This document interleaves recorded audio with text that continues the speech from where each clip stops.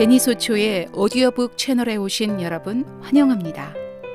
제니소초가 오늘 읽어드릴 책은 다산북수에서 2020년에 나온 김수연 작가가 글과 그림을 그린 애쓰지 않고 편안하게입니다. 김수연 작가는 4년 전 나는 나로 살기로 했다의 저자로 미술학원에 다닌 적은 없지만 그림 그리는 걸 좋아해서 디자인을 전공했고 문과와 디자인 중간쯤에 있다가 지금은 일러스트를 그리고 글을 쓰고 있다고 합니다. 오늘 함께할 애쓰지 않고 편안하게, 이 책은 어설픈 악당에서부터 뿌띠 또라이까지 세상은 조금만 방심하면 훅 하고 나를 위협해오는 인간으로 가득 차 있고 우리는 그들을 만날 때마다 쩔쩔매게 되는데요. 설상가상으로 가장 소중한 사람과의 관계에서조차 상처를 주고받으며 후회를 반복하게 됩니다. 나를 지키면서도 사소한 일에는 날 세우지 않는 조금 더 다정한 사람이 될 수는 없을까? 어떻게 해야 나답게 편안하게 관계 맺으며 살아갈 수 있을지 인간관계에서 마주하는 수많은 질문에 대한 답을 찾아가는 책입니다.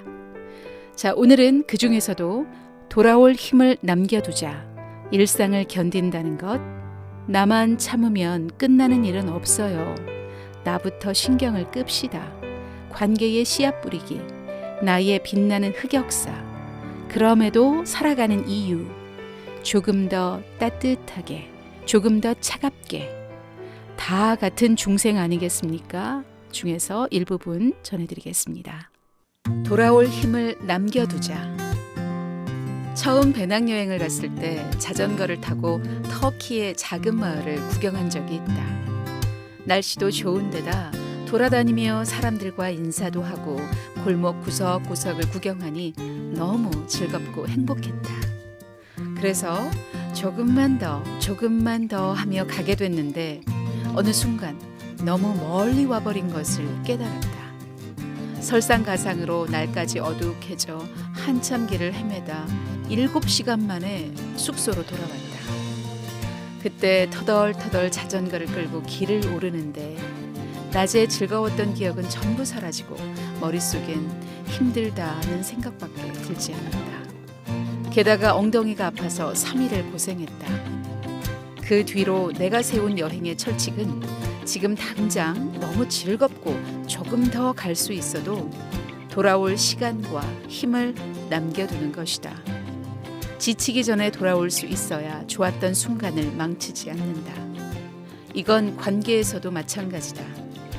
잠깐 만날 사람이라면 전력을 다해도 문제가 없지만 장기적인 관계에선 페이스 조절이 필요하다. 상대와 잘 지내고 싶은 마음에, 인정받고 싶은 욕심에 내가 지치는 것을 외면한 채 무리하면 어느 순간 좋았던 순간마저 잊게 되고 축 처진 마음에는 관계에 대한 허무감과 미움이 들어선다. 컵에 물을 가득 채우면 쏟아지기 쉽듯이 관계에 힘을 너무 들이면 오히려 망치기도 쉽다. 그래서 조금 더 할 수 있어도 다음을 위해 멈추는 게 좋다. 오래 유지해도 지치지 않을 모습으로 좋은 관계를 유지하기 위하여 돌아올 힘을 남겨두자. 그래야 더 오래, 더 멀리 갈 수 있다. 일상을 견딘다는 것. 대학 시절 친구 자취방에 놀러 갔다가 화장실에 물때를 보고 어떻게 집 화장실에 물때가 있지? 하며 놀란 적이 있다. 그때 놀란 이유는 내가 화장실 청소를 너무 잘해서가 아니라 해본 적이 없어서였는데 언제나 물때가 생기기 전 엄마가 청소를 해뒀기에 가능한 일이었다. 나는 항상 깨끗하게 청소된 집에서 말끔히 세탁된 옷을 입었으며 밥솥엔 항상 밥이 있었다. 내게는 늘 당연했던 그 일상에는 엄마의 수고가 있었다는 것을 한참 지나서야 알았다. 일상을 유지하기 위한 노력은 늘 이런 식이라 시간을 들여야 하는 지루하고도 고된 일이지만 겉으로는 큰 변화가 보이지 않기에 쉽게 간과된다. 하지만 그 노력을 중단하는 순간 물때가 생기고 더러운 옷이 쌓이고 바닥엔 발을 디딜 곳이 사라진다. 아무것도 하지 않으면 삶의 공간은 금세 엉망이 되어버리는 것이다. 산다는 것 역시 집안일을 하는 것과 같아서 살아가기 위해 우리는 끊임없이 일상을 돌봐야 한다. 어떤 이는 피곤한 아침을 견디며 출근했고, 어떤 이는 고단한 하루를 버텨냈으며, 어떤 이는 가족을 돌봤고 아이에게 삶을 주었다. 만약 아무것도 해내지 못했다고 말한다면 그건 살아내는 걸 너무 우습게 여기는 것일지도 모른다. 살아간다는 건 파도 위에 서 있는 것처럼 넘어지지 않고 버티는 것만으로도 엄청난 노력과 힘이 필요하다. 대단한 무언가를 이루지 않았을지라도, 가만히 서 있는 것처럼 보일지라도, 힘겨웠던 순간들과 버거웠던 감정들은 이미 온 힘을 다해 삶을 지켜낸 증거다. 그래서 나는 수고했다는 그 평범한 인사가 그렇게도 좋았다. 주저앉지 않기 위해 애써온 당신에게 내가 담을 수 있는 모든 무게를 담아서 한 번쯤 꼭 이렇게 말해주고 싶었다. 지나온 모든 순간은 그대의 최선이자 성취다. 사느라 너무나도 애썼다.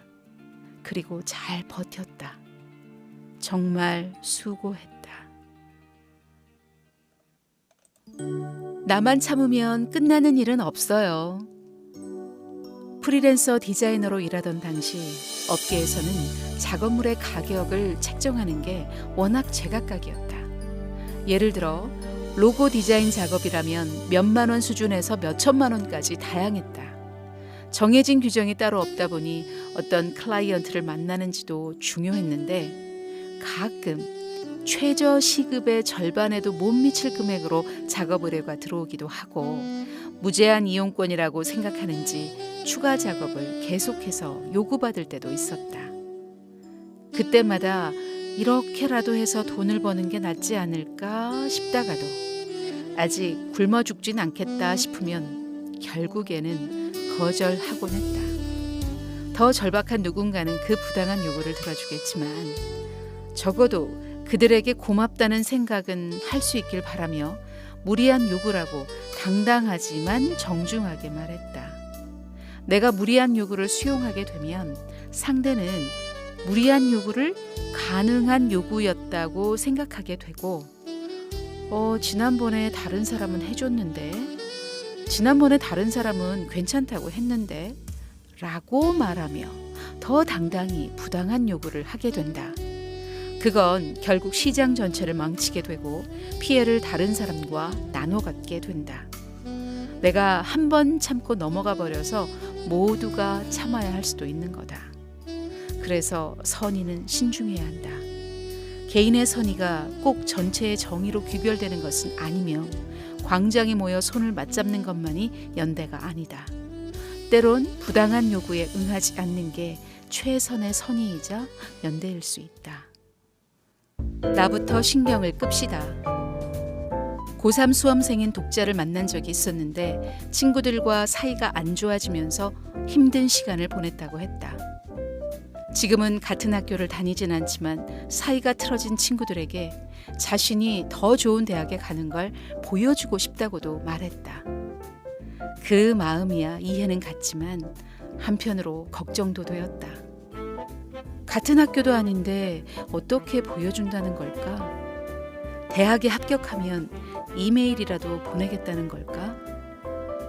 좋은 대학에 합격하는 걸 보여준다는 생각은 다른 사람들이 나를 지켜볼 거라는 믿음을 전제로 한다. 물론 원하는 대학에 합격한다면 주변의 부러움을 한 몸에 받고 질투를 불러일으키는 대상이 되기도 할 것이다.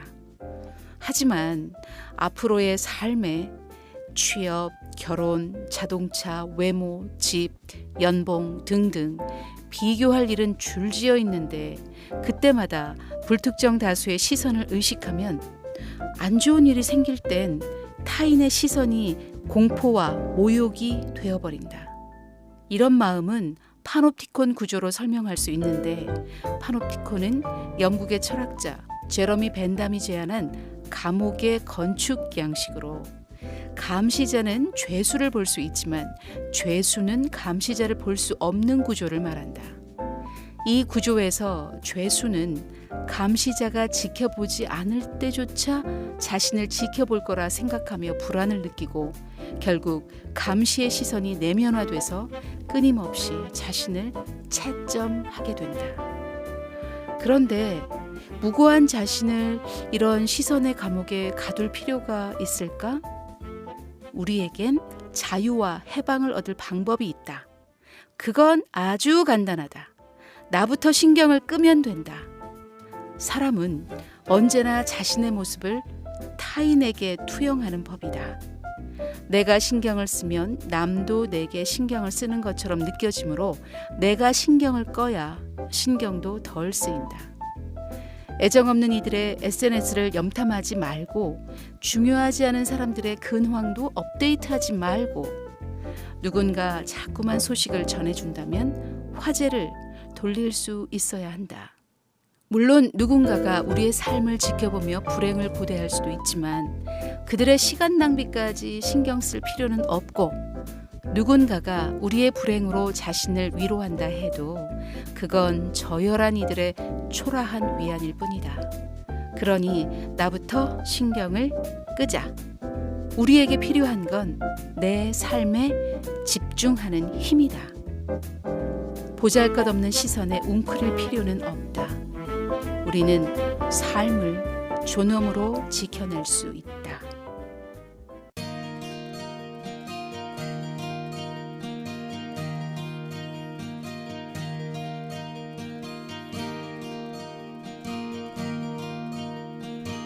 나의 빛나는 흑역사.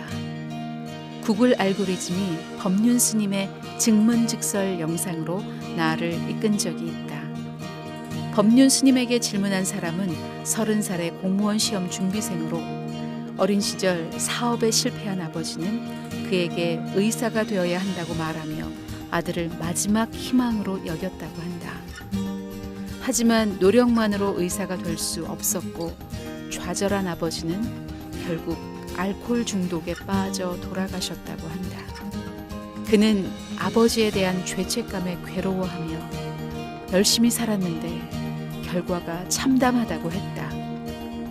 잠자코 듣던 스님은 그 역시 아버지처럼 살게 될 거라 말하며 공무원 시험에 합격할 확률이 높으냐고 물었다.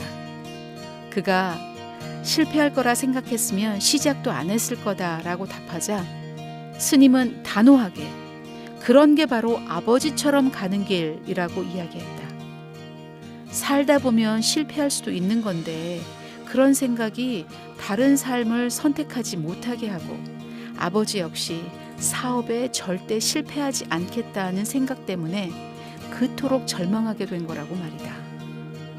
나는 이 이야기에 작은 충격을 받았는데 역시 관세음 보살에서 나오는 바이브랄까? 분명 우리 사회는 포기하지 않는 것을 미덕이라 여기며 결코 포기하지 않겠다는 비장하고도 결연한 의지를 독려하곤 했다. 이거 아니면 안 된다. 여기서도 못 버티면 다른 데서는 더 못 버틴다. 이게 전부는 아니지만 이것도 못하면 다른 건 더 못한다. 이 확신에 찬 말들은 포기하는 건 의지가 약한 거라고, 이력서에 생긴 공백은 감춰야 한다며 방황과 실패를 부끄러움으로 만들곤 했다. 하지만 꼭 그래야만 할까? SBS 스페셜에서 핀란드의 한 초등학교를 취재한 적이 있다. 아이들은 각설탕을 가지고 건물을 세우는 프로젝트를 진행 중이었고, 각설탕으로 만들어진 건물은 무너지기를 반복했다. 교사는 이 프로젝트의 의미를 소개하며 아이들에게 실패하는 법과 다시 시작하는 법을 가르치고 있다고 했다.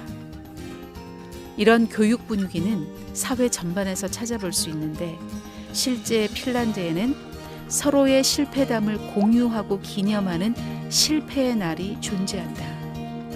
다양한 연령의 사람들이 교육을 통해 새로운 도전을 할 수 있는 것 역시 실패에 대한 너그러움을 전제로 하기 때문이다. 물론 핀란드라고 원래 이랬던 건 아니었다.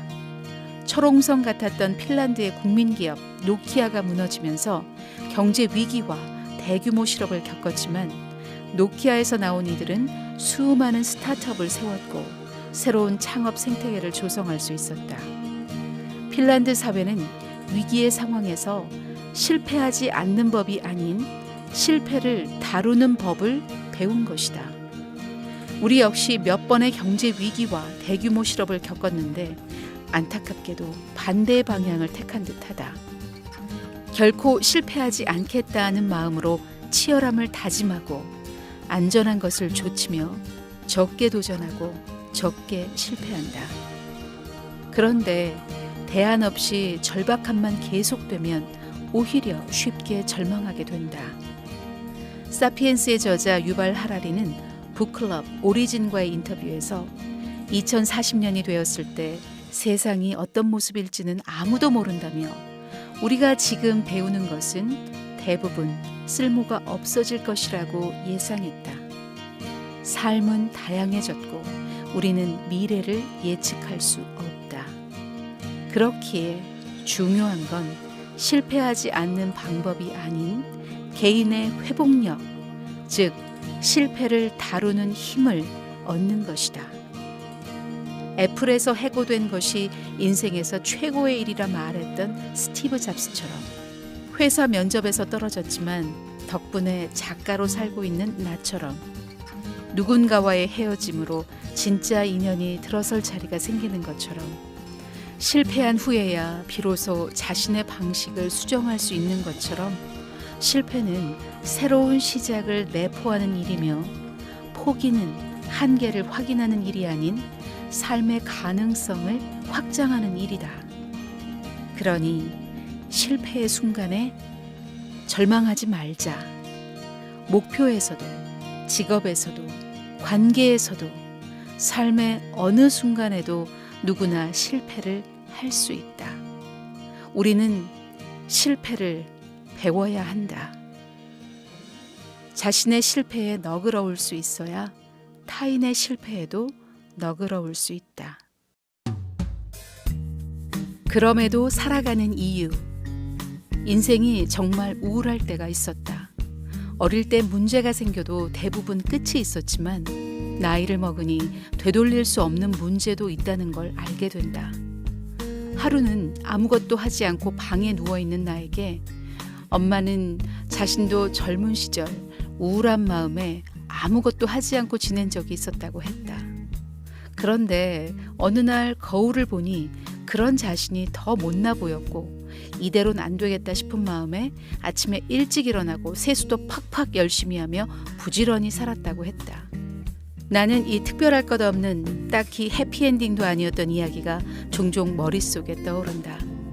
아무것도 하지 않으면 더 못나진다는 엄마의 말을 떠올리며 나 역시 더 못나지지는 않기 위하여 다시 살아갈 힘을 냈다.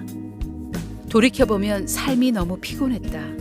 러닝머신 위에 있는 것처럼 아무리 노력해도 지금 내 자리를 벗어날 수 없었다. 그저 바닥으로 떨어지지 않기 위해, 더 못나지지 않기 위해 걷곤 했다. 그래서 지금은 모든 게 완벽해졌는지 묻는다면 애석하게도 그렇지는 않다. 다만 그럼에도 할 수 있는 이야기는 그 순간마다 삶을 살아냈기에 오늘이 있을 수 있다는 사실이다. 삶에는 의미도 목적도 보상도 필요하다. 하지만 아무런 답을 찾을 수 없는 날에는 살아낸다는 것 그 자체가 의미이며 목적이자 보상 아니었을까? 그러니 때론 초라해 보일지라도 때론 무력해 보일지라도 더 못나지지 않기 위한 노력일지라도 당신도 살아내기를 바란다.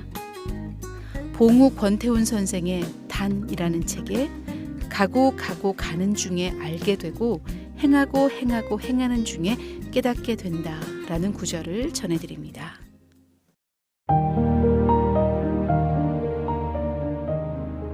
조금 더 따뜻하게, 조금 더 차갑게 인터넷에서 어떤 책을 소개하는 글을 봤다. 게시글 제목은 친구가 약속에 늦으면 그냥 집에 가세요. 이 제목을 보고 나는 좀 걱정이 되었다. 제목대로 따라하다간 나만 할 친구가 있을까? 글을 읽어보니 해야 한다는 사고방식에 대한 문제점과 친구를 기다리지 않고 집에 가는 편이 관계에도 더 좋을 수 있다는 이야기가 핵심이었다. 하지만 친구가 약속에 늦으면 그냥 집에 가세요 라는 문장에는 너무나 많은 것이 생략됐는데 얼마나 늦어야 집에 가는 건지 알려주는 정확한 지침도 없고 얼마 만에 만나는 것인지 어디서부터 오고 있는지 상황 설명도 없었다. 친구가 2시간 거리에서 오고 있는데 10분 늦었다고 집에 가버리면 그건 신종 또라이가 아닌가? 거절을 너무나 어려워하거나 관계에 지나치게 쩔쩔매는 사람들에게는 긴장과 책임감을 내려놓을 수 있는 유용한 글일 수도 있지만 이미 쿨한 이들에게는 투머치 단호함이다. 한마디로 사람마다 다르다는 거다.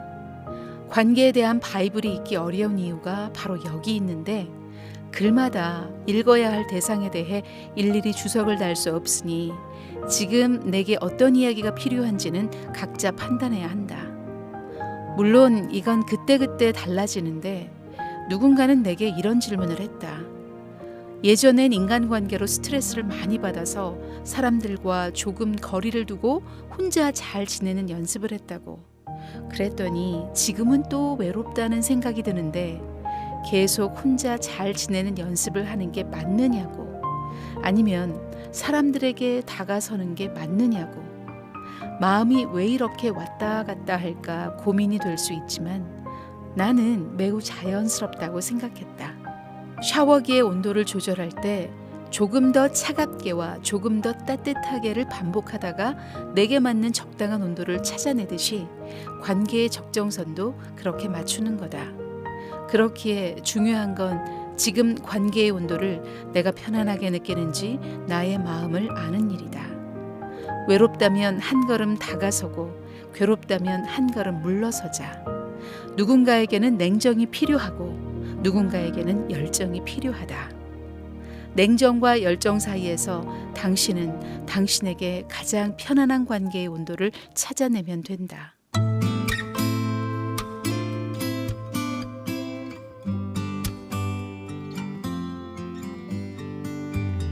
한 번은 강연을 하다가 왜 나만 이렇게 힘든 일이 있는지 모르겠다 라는 말을 듣고 강연에 온 다른 분들에게 남들에게는 말 못할 상처가 있느냐라고 물었던 적이 있다.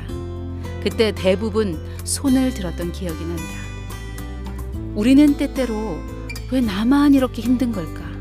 왜 나만 이렇게 상처를 안은 채 살아야 할까 생각한다. 사실 사람들은 불행의 무게가 무거울수록 불행을 숨기고 상처가 클수록 상처를 감춘다. 그래서 다른 이의 아픔은 잘 보이지 않는다. 그래서 나 혼자만 상처가 있는 줄 안다. 하지만 알고 보면 누구나 말 못할 이야기를 품고 조금씩 마음의 병을 앓고 있으며 상처로부터 자유로운 이는 아무도 없다. 내가 부족해서 내가 못나서 상처 입은 게 아니라 우리 모두 상처받은 채 살아가고 있는 것이다. 그러니 혼자만의 불행이 아니라는 위안과 안도를 넘어 서로에 대한 연민을 갖자. 사실은 다들 나만큼 자신의 마음을 붙잡고 살아가고 있으며 사실은 다들 위로가 필요하다는 것. 그 사실이 우리가 서로에게 조금 더 다정해야 할 이유가 될 것이다.